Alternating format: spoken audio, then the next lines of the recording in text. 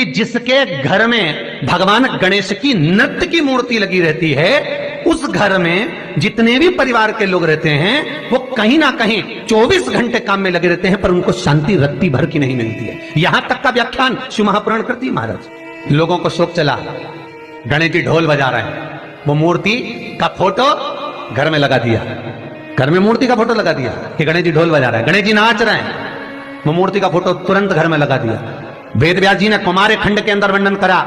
यदि देवता की अपमानजनक मूर्ति या स्मरण पूजन का भाव अगर कहीं लगाया भी जाता है तो उस घर में शांति रत्ती भर की नहीं रहती है महाराज। यहां तक शिव महापुराण कहती है कि भगवान शंकर का शिवलिंग आप घर के अंदर रख सकते हो, भगवान शंकर का शिवलिंग घर में रखकर पूजन कर सकते हो, भगवान शंकर के शिवलिंग का आप स्मरण कर सकते हो, भगवान शंकर के शिवलिंग की आप पूजन कर सकते हो। पर शंकर, जब शिवपुराण खुद कह रही है कि शंकर का जो भौतिक स्वरूप है, शंकर का जो शारीरिक स्वरूप है, जैसे आप शिव महापुराण के पीछे जो बैनर देख रहे हो, इस बैनर में शंकर जी का जो स्वरूप दिखाया जा रहा है, ऐसी मूर्ति तप करने वाली, ऐसी मूर्ति आशीर्वाद देने वाली, ऐसी मूर्ति जो भगवान शंकर का मूल स्वरूप दर्शाती हो, ऐसी मूर्ति घर के अंदर नहीं रखी जाती। स्वयं शिव महापुराण करे, फिर वो मूर्ति छोटी हो चाहे बड़ी हो, फिर वो मूर्ति कितनी भी बड़ी आकृति की हो, शिव महापुराण की कथा कहती है हाँ, शिवलिंग जो भगवान शंकर का एक मूल बिंदु है, भगवान शंकर का एक मूल बिंदु विराजमान है, भगवान शंकर का एक मूल बिंदु का निर्माणित है, वो शिवलिंग आप छोटे से छोटा, बड़े से बड़ा कैसा भी रख सकते हो। शंकर को एक बेलपत्र भी अगर हम समर्पित कर रहे हैं तो वो आखी हो, एक चावल का दाना भी हम शिव को दे रहे हैं तो वो आखा हो, एक पुष्प भी अगर हम भगवान शंकर को दे रहे हैं तो आखा होना चाहिए,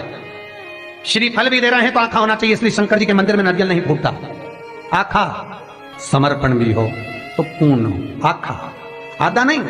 कुएं के पास की सफेद दुर्वा, कुएं के पास की सफेद दुर्वा, यदि 41 दुर्वा प्रत्येक बुधवार को गांठ लगाकर गणेश जी को समर्पित कर कर वापिस उठाकर उस दुर्वा को खाली पेट, आपके घर में भी गणेश जी होंगे, उनको समर्पित करो, खाली पेट इस दुर्वा को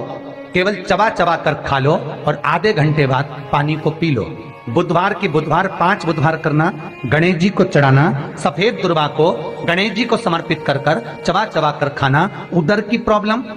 जो भी मसा आदि की प्रॉब्लम होती है उदर से जुड़ी हुई होती है, जिस चीज से जुड़ी होगी, पेट की जितनी प्रॉब्लम होगी, आपको जितनी भी प्रॉब्लम होगी वो सारी 5 बुधवार करना, छठे बुधवार को जरूरत ही नहीं पड़ेगी। कितनी भी प्रॉब्लम हो पेट से, कितनी पेट से जुड़ी हुई प्रॉब्लम जितनी भी होगी समाप्त। यही दुर्वा शिव महापुराण की कथा कहती है, यदि पंचमी तिथि के दिन, चतुर्थी के दिन 7 गांठ वाली दुर्वा 21 ले लो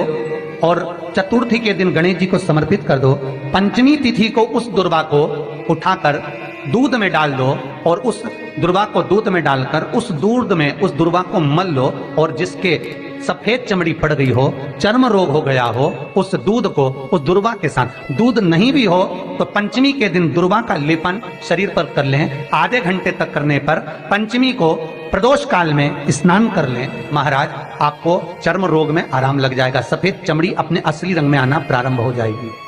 गणेश पुराण दुर्वा का महाराज 21 दुर्वा के 108 बंडल बना लो। अगर एग्जाम में बैठ रहे हो, सरकारी परीक्षा में बैठ रहे हो, पास नहीं हो रहे, नौकरी नहीं लग रही, बहुत जगह इंटरव्यू दे दिया, 21 दुर्वा के 108 बंडल बनाओ, उसकी माला बनाओ और देवी के मंदिर में, माता जगदम्बा के मंदिर में, अर्थात जहां शंकर पार्वती पूर्ण परिवार विराजमान हो, ऐसे देवी के मंदिर में गणेश जी के गले में वो माला अर्पण करिया है, अपना नाम बोलकर और जिस एग्जाम में बैठ रहे हैं उसका भाव वर्णन कर कर महाराज। और वहीं से एक पुष्प लेकर अपने कमरे में जहां पढ़ते हो, कांच की प्लेट में उस फूल को रख दीजिए और दूसरे दिन एग्जाम के लिए चले जाइए, आपको उसका फल अवश्य मिलेगा, अवश्य मिलेगा, आप उसमें उत्तीर्ण होंगे, फल प्राप्त होगा। दुर्वा सुख का अनुभव करा देता, आनंद का अनुभव। महाराज भगवान के मंदिर में पहुंचकर ये 5 दर्शन मनुष्य नित्य करता है। पहला भगवान के चरणों का, दूसरा भगवान के नाभि कोश का, तीसरा भगवान के वक्षस्थल का, चौथा भगवान की शिखा का और 5वां भगवान के नयन का। सबसे पहला दर्शन जब हम भगवान के मंदिर में पहुंचकर जाकर करें तो वो भगवान के चरण होना चाहिए, परमात्मा के चरण। भगवान शंकर की जो 5 पुत्रियां हैं, जया, विषहरा, सामरीवारी, दोतली और देव, भगवान शिव की जो 5 बेटियां हैं, रात्रि को सोने से पहले हाथ की अंजलि में जल लेकर जया, विषहरा, सामरीवारी, दोतली और देव, इन 5 कन्याओं का नाम लेकर आचमन कर कर जो रात्रि में विश्राम करते हैं, उनको रात भर नींद चकाचक आती है। फिर उनको कोई चिंता न करने की जरूरत नहीं पड़ती, वो मस्त आनंद में सोते, गोली खाने की भी जरूरत नहीं पड़ती उसको, गोली भी नहीं खाती। अरे भैया, गरुड़ पुराण में एक लाइन आती है, बड़ी सुंदर है, गरुड़ पुराण का 3रा अंश, उसमें यहां तक लिखा है, किसी डॉक्टर को जाकर आप दिखा रहे हो, वो इंजेक्शन लिख रहा है या इंजेक्शन लगा रहा है, उसमें भी आपका कर्म का भाग है, उसमें भी कर्म का भाग है। पूरा शहर छोड़कर इंदौर दिखाने जा रहे हो, पूरा शहर छोड़कर भोपाल, दिल्ली, मुंबई, अपना गांव, अपना नगर छोड़कर वहां के डॉक्टर के पास जा रहे हो, उस हॉस्पिटल में जा रहे हो। क्यों? पुराना है, चुकाना है, वहां तक लेकर जाएंगे, तुमको चुकाना पड़ेगा। मां जगतजननी जगदंबा पार्वती करे, ये पूर्व निश्चित है, पूर्व निश्चित। किस गांव में, किस नगर में, किस मोहल्ले में, किस जगह पर आपका जन्म हो रहा है और कहां जाकर आपको कमाना है, कहां जाकर आपको खाना है, कहां जाकर परिवार के साथ में रहना है, किस भूमि पर आपको भोग भोगना है, किस भूमि पर जाकर तुम्हारे प्राण छूटेंगे, यह तक निश्चित है। मृत्यु वहां तक ले जाएगी, जन्म के बाद वो वहां तक भूमि ले जाएगी। कोई कोई तो इंडिया में पैदा हुआ, विदेश में रह रहा है,